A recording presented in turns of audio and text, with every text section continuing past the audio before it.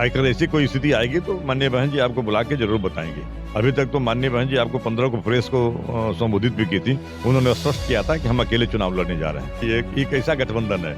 ये दो लोग, ये गठबंधन ये तो पूरे देश स्तर पे किए थे लोग, कि हमारा पूरे देश स्तर पे है 18 पार्टी की 20 पार्टी मिला के किए थे, और ये दो लोग मिल करके अपना सीट बांट लिए। तो अब अंदाजा लगाइए कि कौन गठबंधन चल रहा है। बहुजन समाज पार्टी के प्रदेश कार्यालय लखनऊ के बाहर है और इस वक्त उत्तर प्रदेश और उत्तराखंड की जो बैठक अंदर चल रही थी वो लगभग समाप्ति की ओर है। अभी हमारे साथ जो है वो बहुजन समाज पार्टी के विधायक उमा शंकर सिंह जी मौजूद है, जिनसे बातचीत करेंगे। जानते हैं कि आखिर आज की इस बैठक में क्या हुआ है, पूछते हैं उनसे तमाम उत्तर प्रदेश की राजनीति को लेकर।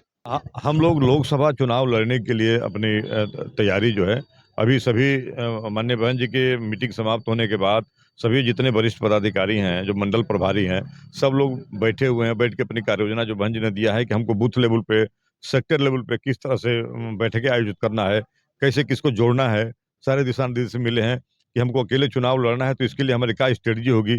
अब उस स्ट्रेटजी को हम अपने सेक्टर में कैसे जाके बताएं, अपने पोलिंग बूथ पोलिंग पे लोगों को कैसे समझाएं। अब उसके लिए जो है हम बैठक करेंगे, और अभी से हम जो कि कल से ही हम लोकसभा के चुनाव के लिए अपना एक तरह से हम लग गए हैं। सर, एक चर्चा ये भी थी कि पार्टी में कुछ नए पिछड़े और पिछड़े चेहरे शामिल किए जा सकते हैं, इसके लिए भी चर्चा हुई। नहीं, बाकी बिल्कुल वो तो हमेशा स्वागत रहता है भाई। जो हमेशा देखिए, बहुजन समाज पार्टी सर्व समाज की पार्टी है, इसमें तो सबको अधिकार मिलता है।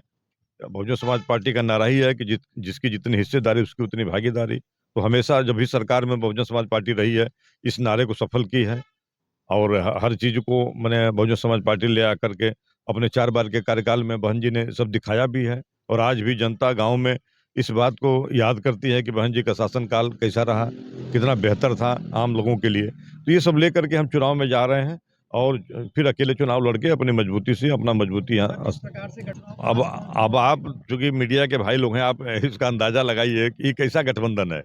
ये दो लोग, ये गठबंधन ये तो पूरे देश स्तर पे किए थे लोग, कि हमारा पूरे देश स्तर पे है 18 पार्टी की 20 पार्टी मिला के किए थे, और ये दो लोग मिल करके अपना सीट बांट लिए। तो अब अंदाजा लगाइए कि कौन गठबंधन चल रहा है, ये कैसा गठबंधन हो रहा है। उधर बिहार में आप देख ही रहे हैं क्या स्थिति बनी हुई है। तो आप ऐसे देखते जाइए, ये लोग कहते कुछ और हैं, इनके मन में कुछ और है। ये सब लोग इसी तरह एक एक करके सब लोग बिखर जाएंगे। अभी और थोड़ा सा नजदीक आने दीजिए, देखिएगा कोई सब ऐसे बिखर जाएंगे। अब गठबंधन की सीटों का बंटवारा तो सारे जब जो जितने उस गठबंधन में दल हैं, उन दल के सभी राष्ट्रीय अध्यक्ष बैठे होंगे, या उनके द्वारा नामित लोग बैठेंगे, तब तो बंटवारा उसका कोई मतलब मान्य होगा। भाई देखिए, वो कुछ भी कर सकते हैं, स्वतंत्र हैं भाई। जवान तो हम लोग तो संस्कार वाले आदमी हैं। अब हैं तो भाई ठीक है भाई, उनको भाई जो अगर ये कहा गया, अब किस बात पे कहें भाई। वो तो शुरू से लोग कहते हैं, शुरू से लोग उन लोगों का वही मतलब आचरण है कहने का। हम लोग तो किसी के प्रति इस तरह से असंसदीय भाषा का प्रयोग नहीं करते हैं, इसलिए कि बहुजन समाज पार्टी एक अनुशासित पार्टी है। सर, एक सवाल और रहेगा, तीसरे मोर्चे की चर्चा को लेकर क्या बसपा बात कर रही है, क्या बसपा तीसरा मोर्चा बनाएगी? आजकल ऐसी कोई स्थिति आएगी तो माननीय बहन जी आपको बुला के जरूर बताएंगे। अभी तक तो माननीय बहन जी आपको 15 को प्रेस को संबोधित भी की थी। उन्होंने स्पष्ट किया था कि हम अकेले चुनाव लड़ने जा रहे हैं। नहीं, प्राण प्रतिष्ठा पे बहन जी ने नहीं, प्राण प्रतिष्ठा पे बहन जी ने आपको उस दिन भी बताया कि हमें कार्ड मिला है, मैं उनका स्वागत करती हूँ। अभी चूँकि अभी हमको पूरे देश में अपने कार्यक्रम देखने हैं, तो अभी व्यस्तता की वजह से अभी तय नहीं कर पाई। अगर जैसा होगा मैं आपको बता दूँगी। आगे भी अगर वहाँ पे जैसे मान लीजिए बाबरी मस्जिद भी बन रही है, उनको भी उन्होंने कहा कि उन लोग भी हमें इनवाइट करेंगे, उनका भी स्वागत है। तो बहुजन समाज पार्टी ही धर्मनिरपेक्ष पार्टी है, ये सभी धर्मों का सम्मान करती है। इसलिए बहुजन समाज पार्टी इस तरह की नहीं है कि किसी के प्रति कुछ ऐसा भेदभाव तरीके से बोले। धर्मनिरपेक्ष पार्टी का मतलब होता है कि सभी धर्मों का सम्मान करना, वो बहुजन समाज पार्टी ही करती है। Thank you. हमारे साथ बहुजन समाज पार्टी के विधायक, रसड़ा विधानसभा के विधायक उमा शंकर सिंह थे और जिनसे हम बातचीत करने की कोशिश कर रहे थे।